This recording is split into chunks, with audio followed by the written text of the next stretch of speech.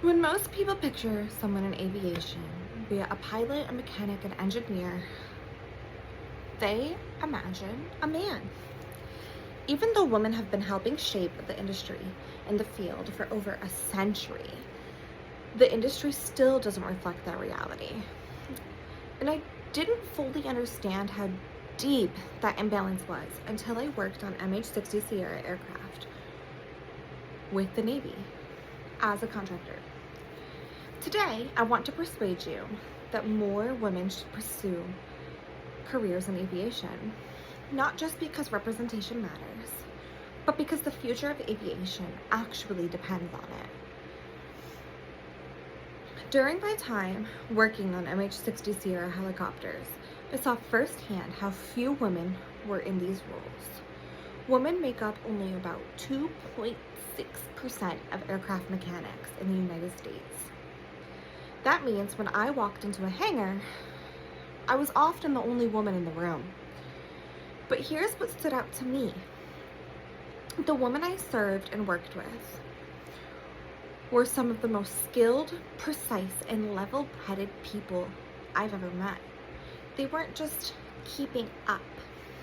They were leading, troubleshooting, and making critical decisions under pressure. So the issue isn't ability, it's access, visibility, and opportunity. Even today, women represent only 8% of pilots. 8%.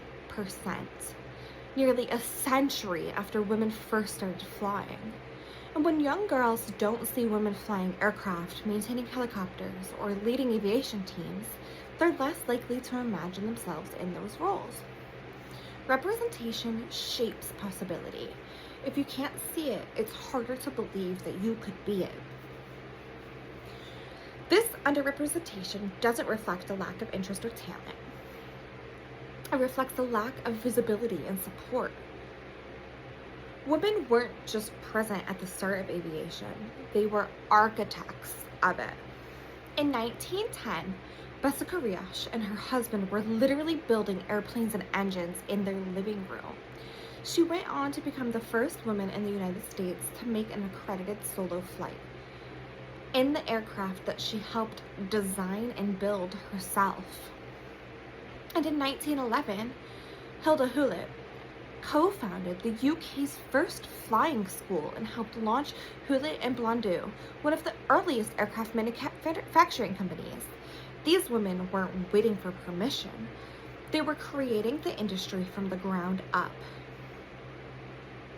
Then came women like Amelia Earhart, who broke records, challenged expectations, and inspired generations. I've always admired her, so much that I even named my dog Amelia May after her.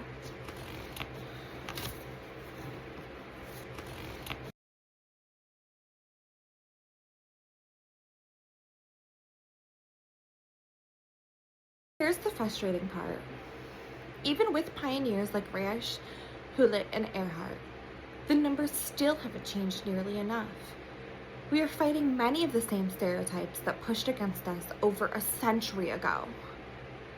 And that tells us something very important. The problem has never been women. It's the system around us. Aviation requires precision, communication, calmness under pressure, teamwork, and problem solving. These are all strengths that women excel in. In the Navy, I watched women diagnose mechanical issues faster than anyone else. I watched them lead teams with confidence and clarity. I watched them bring perspectives that made entire units stronger. Women didn't just fit into aviation, they elevated. And as aviation becomes more advanced, more technical, more innovative, the industry needs people who think differently and approach challenges from new perspectives, and women bring that. Right now, aviation is facing major workforce shortages. Pilots, mechanics, air traffic controllers, all are in high demand. As older professionals are retiring, the industry is scrambling to fill roles. Women are an untapped source of talent. Encouraging more women to enter aviation isn't just about equality, it's about meeting real, urgent workforce needs. If we want aviation to grow, to innovate, and to stay safe, we need more women in these careers.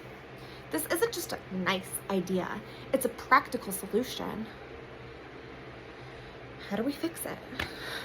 To bring more women into aviation, we need to increase visibility of women already in these fields, provide mentorship and support networks, offer early exposure through STEM and aviation programs, so challenge stereotypes that aviation is a man's job, create inclusive environments where women feel valued in their roles.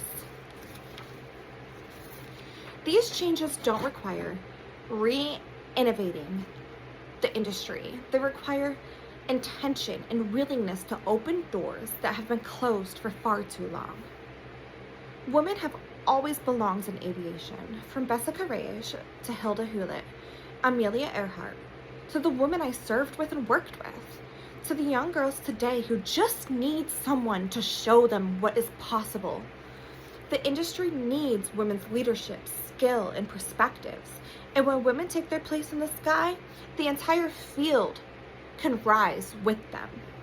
Encouraging more women to pursue aviation careers isn't just the right thing to do, it's the smart thing to do. It strengthens the workforce, inspires the next generation, and honors the legacy of the women who came before us. Aviation is about courage, innovation, and possibility. And women, we've always had all three. Thank you.